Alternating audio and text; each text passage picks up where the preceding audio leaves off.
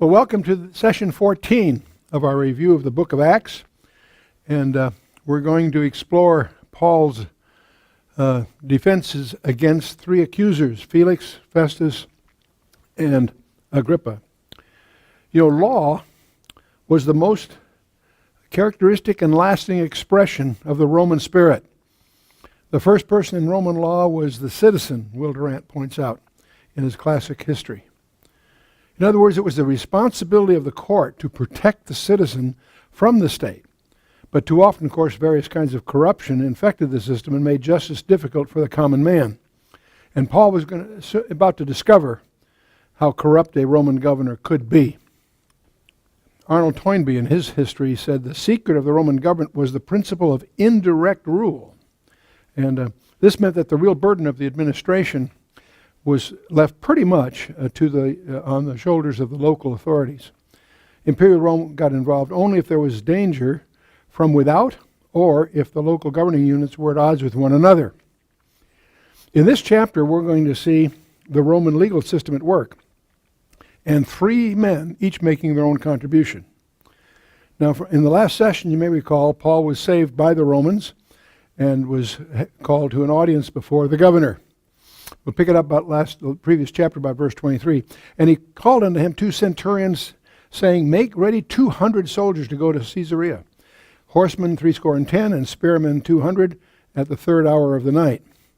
And spearmen being, the garrison at Antonia was, as you recall, about 1,000 men. And so we're looking here at about 450, 470 that were detached just to protect Paul on this trip. He continues, says, and provide them beasts that they may set Paul on, and bring him safe unto Felix the governor, who of course had his headquarters down in Caesarea. And he wrote a letter after this manner, Claudius Lysias, unto the most excellent governor Felix, sendeth greeting. And this man was taken of the Jews, and should have been killed of them. Then came I with an army, and rescued him, having understood that he was a Roman. And when I would have known the cause wherefore they accused him, I brought him forth unto their council. And see, obviously he wants them to know that he was doing his duty, protecting Roman citizens. He doesn't mention the fact that he had previously bound him. And so, whom I perceive to be accused of questions of their law, and to have nothing laid to his charge worthy of death or of bonds. And when it was told me how that the Jews laid wait for the man, I sent straightway to thee, and gave commandment to his accusers also to say before thee what they had against him. Farewell. And so, notice he declares them innocent. This is kind of something often missed, is that in verse 29, to have nothing laid to his charge. Interesting. And so, Claudius Lysias never did know exactly what the charge was against Paul. And he just knew it had something to do with their Jewish laws. Now, Felix is our character now. Antonius Felix, he was Pilate's successor as the governor of Judea. He was made a free man by Antonia, mother of the emperor, Claudius. He was brother of another liberated slave, Pallas. He was married to a gal by the name of Drusilla. She's a piece of work, a Jewess who was the daughter of Herod Agrippa I, and who left her husband to become Felix's third wife. And she was the sister of Herod Agrippa II. And so the Roman historian Tacitus tells us that Felix exercised the power of a king, but with the spirit of a slave. And he was called a vulgar ruffian and lived up to the name. A scoundrel that exploited the political situation. He encouraged conflicts and then confiscated any loot that became available. And during his rule, the countryside became a center of anarchy, and the mountains of Judea became havens from which guerrilla fighters operated. In other words, he was hated virtually by everybody. Continuing verse 31, then the soldiers, as it was commanded them, took Paul and brought him by night to Antiparis. That's part of the way. And on the morrow, they left the horsemen to go with him and returned to the castle. Now, Antipatris is about 35 miles from Jerusalem. About halfway, in other words. Who, when they came to Caesarea, they delivered the epistle to the governor, presented Paul also before him. And when the governor had read the letter, he asked of what province he was. And when he understood that he was of Cilicia, he says, I will hear thee, said he, and when thine accusers are also come. And he commanded him to be kept in Herod's judgment hall. And as you know, there's two kinds of provinces, senatorial and imperial, and Cilicia being an imperial province under the direct control of the emperor himself. So steps are being set up here that will lead to Paul being face-to-face with Emperor Nero himself. Now we're in chapter 24. And after 5 days, Ananias the high priest descended with the elders and with a certain orator named Tertullus, who informed the governor against Paul. In other words, Tertullus is going to be like the prosecuting attorney.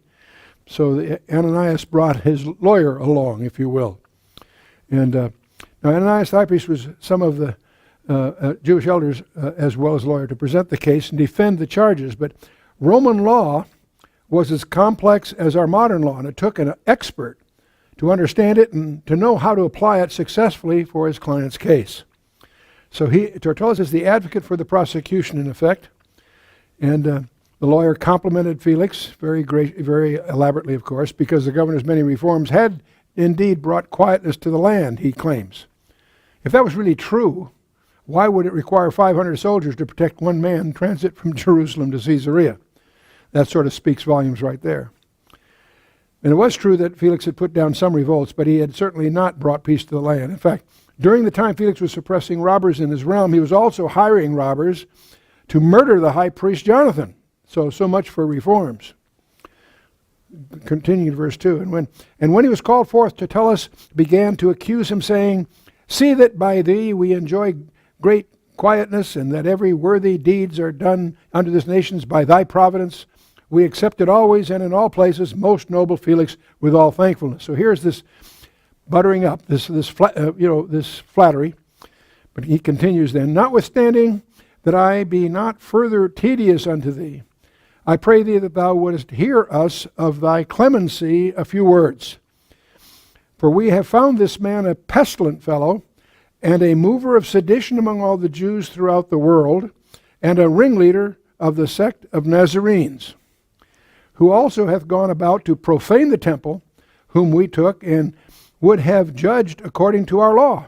But the chief captain, Lysias, came upon us, and with great violence took him away out of our hands, commanding his accusers to come unto thee, by examining of whom thyself mayest take knowledge of all things, wherefore we accuse him. So there he is. The prosecutor's accusations against Paul were no more truthful than his flattery. He brings before them 3 charges. The first is a personal charge. He is a pestilent fellow. The second one is a political charge, sedition and leading an illegal religion. And the third charge is a doctrinal charge, profaning the temple. 3 different issues, 3 different jurisdictions, really. As far as the personal charge is concerned, calling Paul a pest, it all depends on one's point of view. The Jews wanted to maintain their ancient traditions, and Paul was advocating something new. So the Jews are really the problem here. The Romans were afraid of anything that upset their delicate peace in the empire, Pax Romana. And so the personal charge is based on the Jews' conflicts with Paul in different parts of the Roman world. It was his own countrymen, not the Roman authorities, who accused Paul as causing trouble from city to city. Now the political charge, sedition and leading an illegal religion, was much more serious, because no Roman official wanted to be guilty of permitting illegal activities that would upset the Pax Romana, the Roman peace, if you will.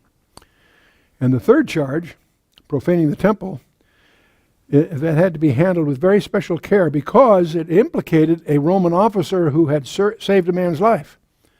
For the most part, Roman officials like Felix did not want to have anything to do with cases involving Jewish law, and there's lots of examples of that in your scripture.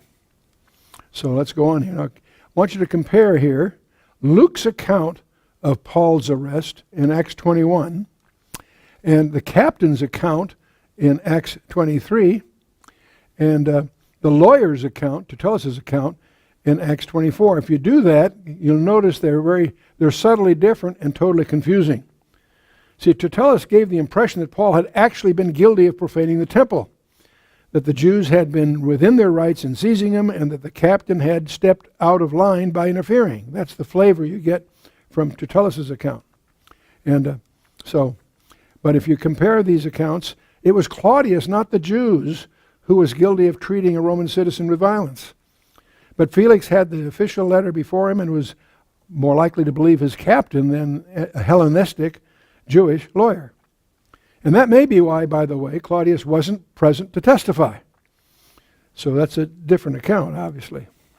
Now, if you compare these three accounts, again, Tertullus implied that Claudius had not interfered, that if he had not interfered, the Jews would have tried Paul themselves, and this would have saved Felix and Rome a great deal of trouble and expense. That's the flavor from the lawyer. So we get three different flavors here. Continuing in verse 9, the Jews also assented, saying that these things were so. And then Paul, after that the governor had beckoned unto him to speak, answered, and notice he doesn't question Paul, he just gives him permission to speak. Forasmuch as I know that thou hast been of many years a judge unto this nation, I do more cheerfully answer for myself, because that thou mayest understand that there are yet but 12 days since I went up to Jerusalem for to worship. And so Paul now proceeds to answer the charges of Tertullus, as he said in 24, of the Asian Jews, also from chapter 24, and the Jewish council. These are the three segments he's going to deal with. And they neither found me in the temple disputing with any man, neither raising up the people, neither in the synagogues nor the city. Neither can they prove the things whereof they now accuse me. But this I confess unto thee, that after the way which they call, notice there he uses that term, the way, meaning what we would call Christianity, that after the way which they call heresy, so worship I the God of my fathers, believing all things which are written in the law and in the prophets. So he's defending himself here as a Jew, see? And have hope toward God, which they themselves also allow, that there shall be a resurrection of the dead, both of just and unjust. And so here he's introduced, all the way through, by the way, all the way through the entire book of Acts, don't miss the point, the resurrection of Jesus Christ is the key point. It's always the one that is emphasized by whoever the speaker, whether it's Peter or Philip or Paul. It's always the resurrection of Christ that is front and center in this entire book. And here again it is, which they themselves will have, that there shall be a resurrection of the dead, both of the just and unjust. And here we have this fabulous verse, herein do I exercise myself to have always a conscience void of offense toward God and toward men. What a basic principle of life that is. He continues, now after many years I came to bring alms to my nation and offerings. See, by the way, conscience does not set a standard, it simply applies it. So your conscience can be seared. It can, over time, become an unreliable guide of conduct. But fundamentally, it does apply whatever standards you're living by. Whereupon certain Jews from Asia found me purified in the temple, neither with multitude nor with tumult, who ought to have been here before thee and object if they had aught against me. In other words, see, they didn't show up before. Or else let these same here say, if they have found any evil doing in me, while I stood before the council, except it be for this one voice, that I cried standing among them, touching the resurrection of the dead, I am called in question by you this day. Well, when Felix heard these things, having more perfect knowledge of that way, he deferred them and said, when Lysis, the chief captain, shall come down, I shall know the uttermost of your matter. And so what he's really stalling for here probably is a bribe. He probably figured that Paul may have some friends that may grease his palm here a bit. Felix was first slave to be freed and become a Roman governor. And he commanded a centurion to keep Paul and to let him have liberty, and that he should forbid none of his acquaintance to minister or come unto him. See, he's really looking for a bribe here. And after certain days, when Felix came with his wife Drusilla, which was a Jewess, he sent for Paul and heard him concerning the faith in Christ. Now, Drusilla probably did want to hear Paul. Her family had been involved with the way, as we call it, on several occasions, but notice how they were involved. Her great-grandfather tried to kill Jesus in Bethlehem. Her great-uncle killed John the Baptist and mocked Jesus. Her father killed the Apostle James. So her family has a history of being an adversary to the way, if you will. Now, his wives, by the way, included a princess, the granddaughter of Antony Cleopatra, and Drusilla, the daughter of Herod Agrippa, who had been the wife of another king. So we got a very modern lineup here of switching around. Delays. These delays of Paul in prison to try and figure out what to do with him, and then he gets replaced by Festus, the new governor. So Felix stalls, probably looking for a bribe. But now we have a new guy on the scene, Festus, who is the replacement governor. And just as back in Acts chapter 8, remember it was predicted that Paul would speak before kings, and indeed he does. And so he continues in verse 25. And as he reasoned of righteousness, temperance, and judgment to come, Felix trembled and answered, Go thy way for this time.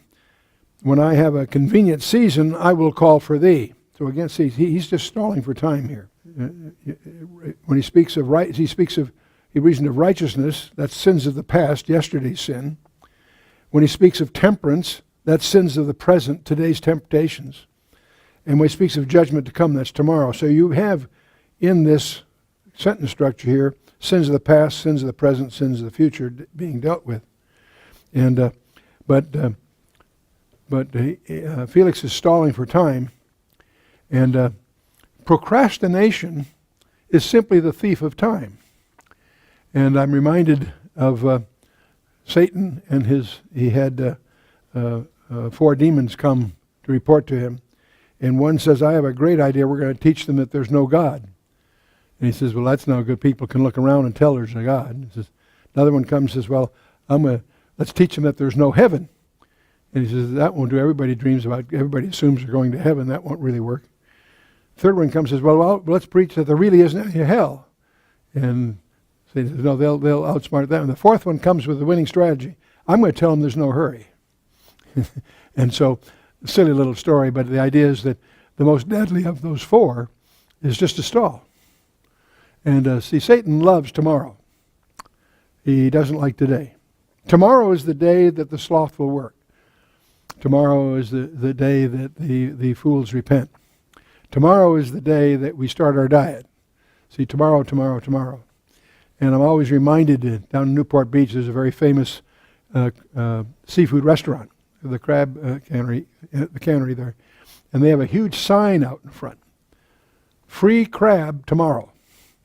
And tourists quickly find out that tomorrow never comes, of course. And so, anyway, we'll move on here. When it says Felix trembled, the actual Greek term means he became terrified. It's a little stronger term than we normally think of it there. He hoped also that money should be given him of Paul that he might loose him, wherefore he sent for him the oftener and communed with him. So he's just stalling for bribes.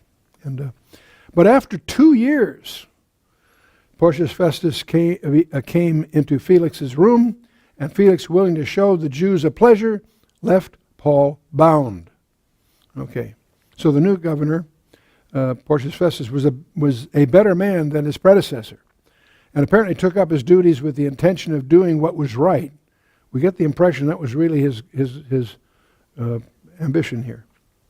But he soon discovered that Jewish politics are not easy to handle, especially a 2-year-old case of Apostle Paul, a prisoner with no official charges against him.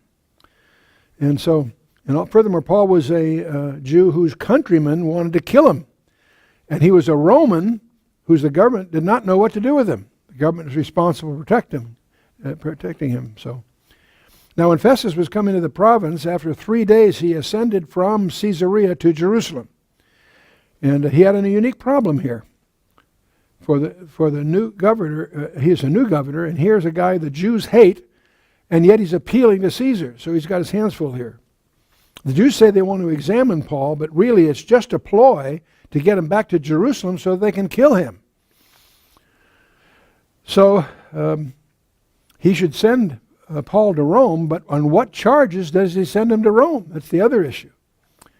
So let's just jump into this verse 2. And then the high priest and the chief priests of the Jews informed him against Paul and besought him, and desired favor against him, that he would send for him to Jerusalem, laying wait in the way to kill him. But Festus answered that Paul should be kept at Caesarea, and that he himself would depart shortly thither. And let them therefore, said he, which among you are able, go down with me and accuse this man, if there be any wickedness in him.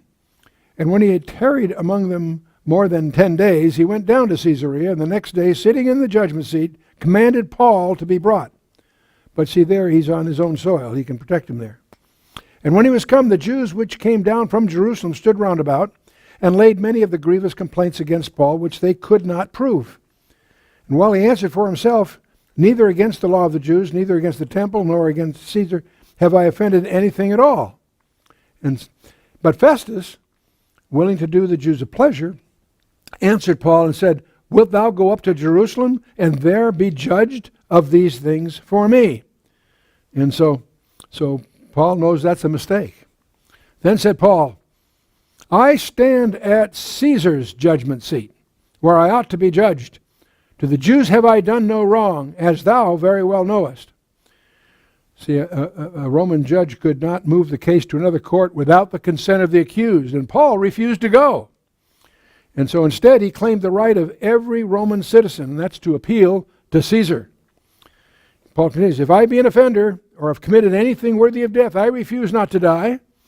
But if there be none of these things whereof these accuse me, no man may deliver me unto them. I appeal unto Caesar. Then Festus, when he had conferred with the council, answered, hast thou appealed unto Caesar? Unto Caesar shalt thou go. And so, see, Paul knew his destination was Rome, not Jerusalem. And the fastest way to get there was to appeal to Caesar. And Paul also knew that the Jews had not given up their hopes of having him assassinated. And so he was wise to stay under the protection of Rome. And finally, he realized he'd never get a fair trial in Jerusalem anyway, so why go there? But the new governor's problems were not over. He had managed not to offend the Jews, but he had not determined the legal charges against his prisoner. How could he send such a notable prisoner to the emperor and not have the man's crimes listed against him? After certain days, King Agrippa and Bernice came unto Caesarea to salute Festus. Now, Agrippa is the last of the Herods, by the way, and Bernice was the sister of Drusilla, the wife of Felix. Yet she was also her husband's sister. There's incest on the throne here. Agrippa and Bernice, husband and wife, and brother and sister. The fact that his sister lived with him created, of course, a great deal of suspicion on the part of the Jewish people, because their law clearly condemned incest. And you find that in Leviticus 18 and 20. It's dealt with there.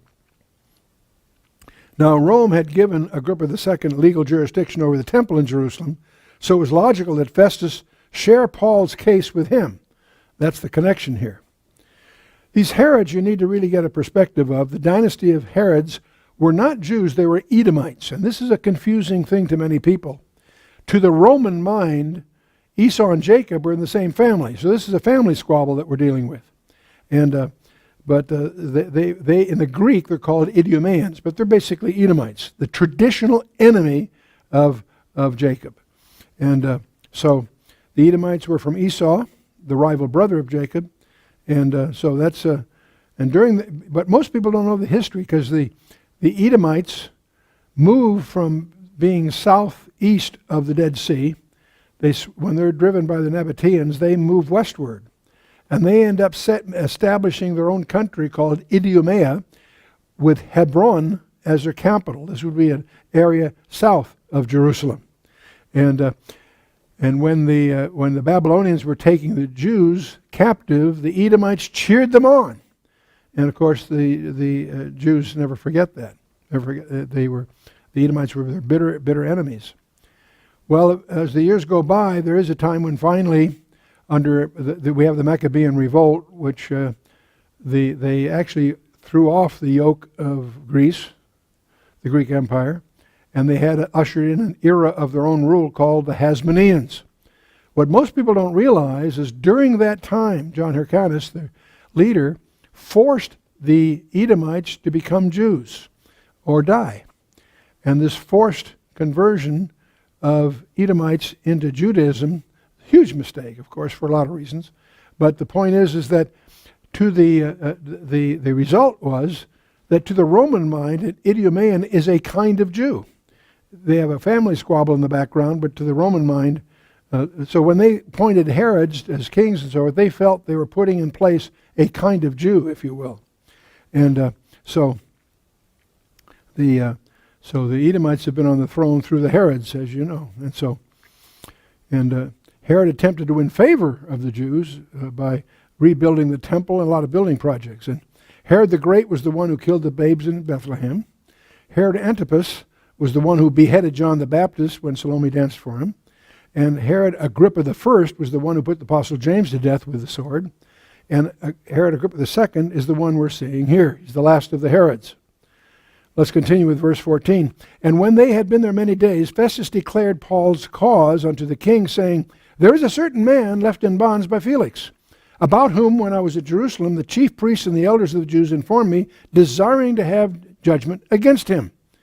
To whom I answered, It is not the manner of the Romans to deliver any man to die, before that he which is accused to have the accusers face to face, and to have license to answer for himself concerning the crime laid against him. Therefore, when they were come hither, without any delay on the morrow, I sat on the judgment seat and commanded the man to come forth. Against whom, when the accusers stood up, they brought none accusation of things as I suppose, but had certain questions against him of their own superstition, and of one Jesus, which was dead, whom Paul affirmed to be alive. And because I doubted of such manner of questions, I asked him whether he would go to Jerusalem and there be judged of these matters. But when Paul appealed to be reserved unto the hearing of Augustus, I commanded him to be kept till I might send him to Caesar. The word Augustus here is used as a title, not a name, by the way. Don't let that cause any confusion. The term here is the August One. It's not a proper name as we often use it. Then Agrippa said unto Festus, I would also hear the man myself. Tomorrow, said he, thou shalt hear him. And on the morrow, when Agrippa was come, and Bernice with great pomp was entered into the place of hearing, and the chief captains and the principal men of the city, at Festus' commandment, Paul was brought forth. Can you visualize the pomp and ceremony here? With Festus on the one hand, and King Agrippa and his wife, and all the chief captains, and here comes Paul, probably in prisoner's clothes, and so quite a scene. And Festus said, King Agrippa, and all men which are here present with us, ye see this man about whom all the multitude of the Jews have dealt with me, both at Jerusalem and also here, crying that he ought not to live any longer. But when I found that he had committed nothing worthy of death, and that he himself hath appealed to Augustus, I have determined to send him, of whom I have no certain thing to write unto my Lord. Wherefore I have brought him forth before you, and especially before thee, O King Agrippa, that after examination that I might have somewhat to write. For it seemeth to me unreasonable to send a prisoner, and not withal to signify the crimes laid against him. Well, then Agrippa said unto Paul, Thou art permitted to speak for thyself.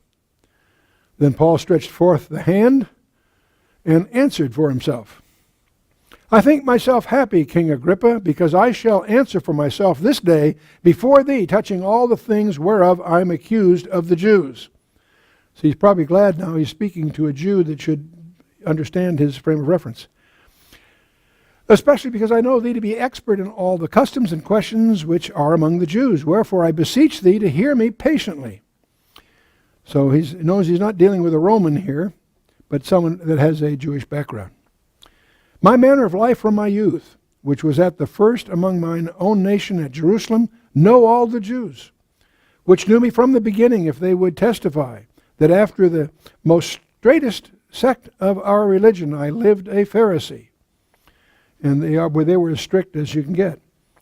And now I stand and am judged for the hope of the promise made of God unto our fathers, unto which promise our 12 tribes, instantly serving God day and night, hope to come, for which hope's sake, King Agrippa, I'm accused of the Jews. So he's going in this, but you notice something he said here that's kind of important. He's claiming, of course, to be accused of just being a good Jew. But notice here that he makes reference to 12 tribes. I mention this because there is a myth going around that there's 10 tribes lost. You run into that all through literature. It all comes from a misunderstanding of 2 Chronicles 11 and other things. None of the 12 tribes are lost. And it's true that there were 10 northern tribes in Israel that were conquered by Syria and assimilated to some extent.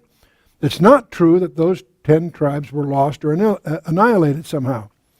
And if you look at 2 Chronicles 11 and following, you understand that the faithful within those regions migrated south before the conquest. And so there's a commingling, if you will. We can also presume that the ones in the south that wanted to get into idol worship would migrate north, so there was some assimilation in both directions. And Jesus spoke about all 12 tribes in Matthew 19. James spoke of his letter to all 12 tribes.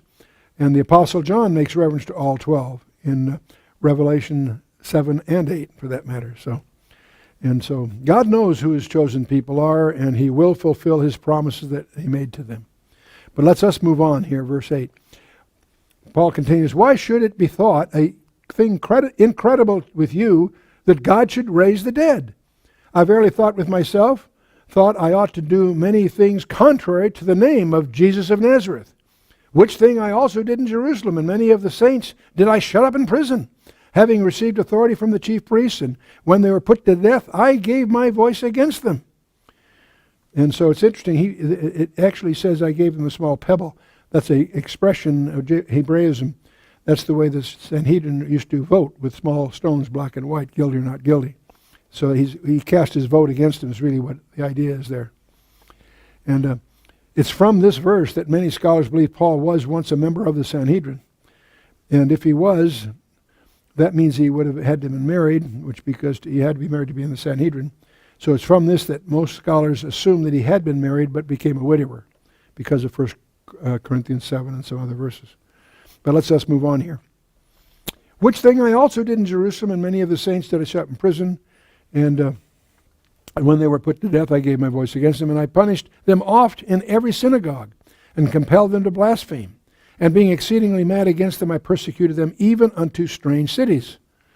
And there's 5 key statements that Paul's making here in his defense. He says, I lived a Pharisee. That was verses 4 through 11. And so now he's going to go on. Whereupon I went to Damascus with authority and commission from the chief priests. At midday, O king, I saw in the way a light from the heaven, above the brightness of the sun, shining round about me and them which journeyed with me. And so this is the second thing. I saw a light in these verses. And he continues.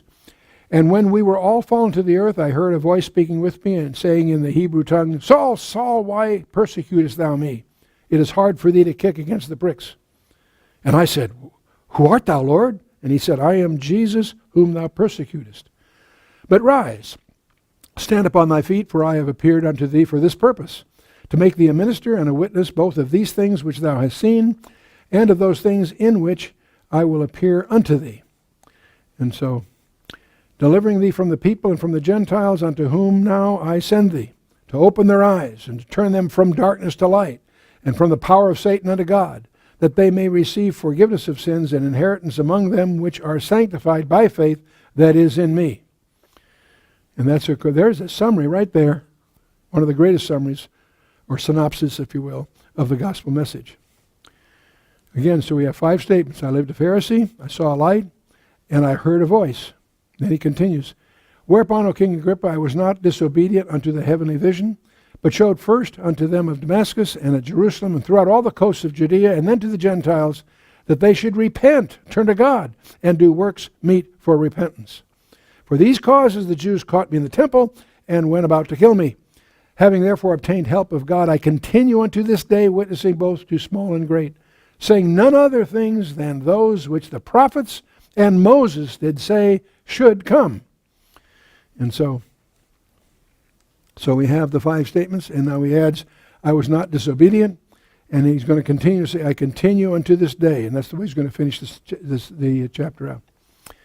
That Christ should suffer, and that he should be the first that should rise from the dead, and should show light unto the people and to the Gentiles.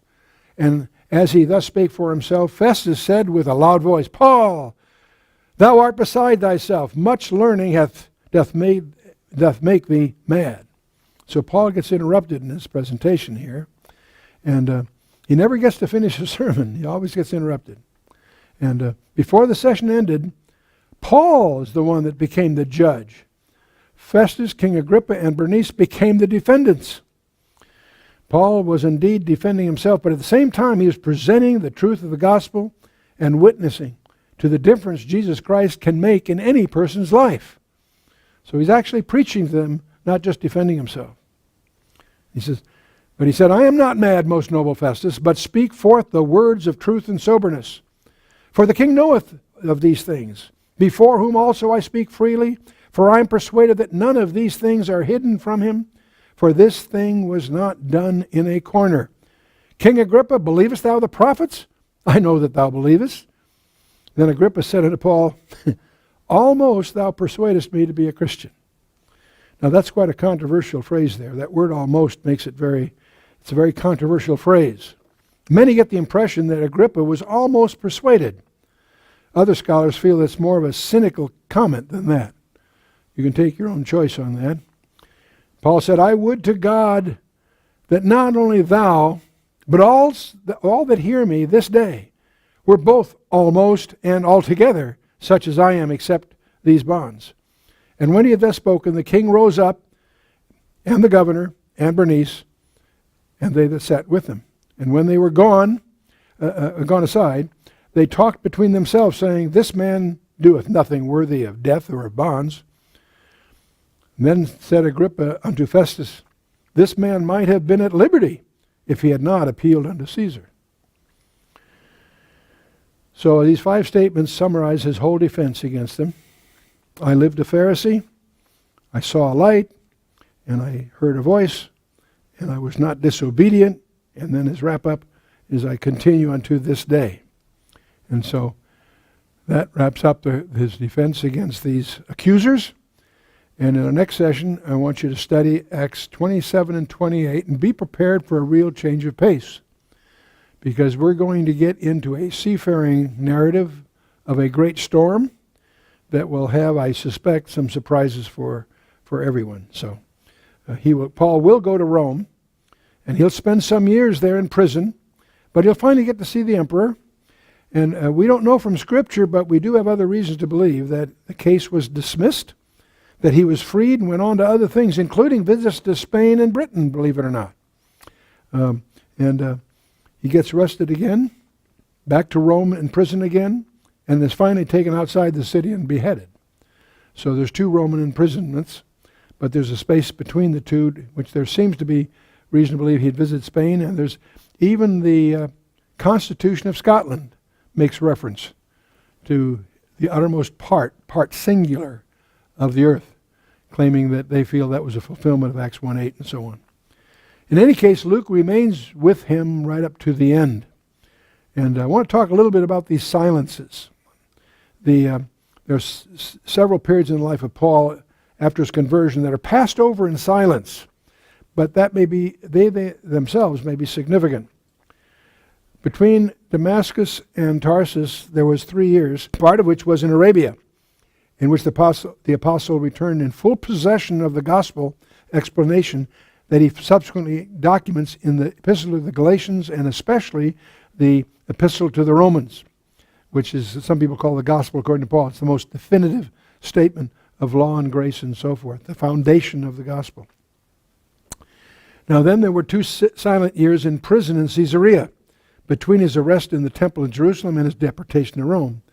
And it's inevitable that a trained intellect like Paul, who was a convinced believer in the Torah, the books of Moses, and until his conversion on the Damascus Road, he was an eager opposer of Christianity, but now he must seek the underlying principles. After his conversion, he would, with a mind like his, he would be delving into the very foundations of the gospel. And so right after his conversion, he preached Jesus as the Messiah, but the relation of the gospel to the law, and to a lesser degree, the great Jewish promises, needed a clear adjustment if Christianity was to be a reasonable faith and not just dogma. And so in Arabia, Paul sought and found that adjustment through revelation by the Spirit. Out of it came the doctrinal explanation of salvation by grace through faith, wholly apart from the law, that is embodied in Galatians and the Epistle of the Romans. But the gospel also, in addition to that, brings the believer into some great relationships to the Father, to Christ himself, to other believers, and to the future promises of God. It is not only a salvation from sin and consequences of sin, but into an amazing place in the divine counsels. And furthermore, there's a new thing that emerges that we call the church, an organism with its various aspects and functions that needed clear revelation. It is contrary to any concept of inspiration, as explained by Paul himself, to suppose that these crowning revelations were made apart from deep meditation, demanding quietness, and earnest seeking.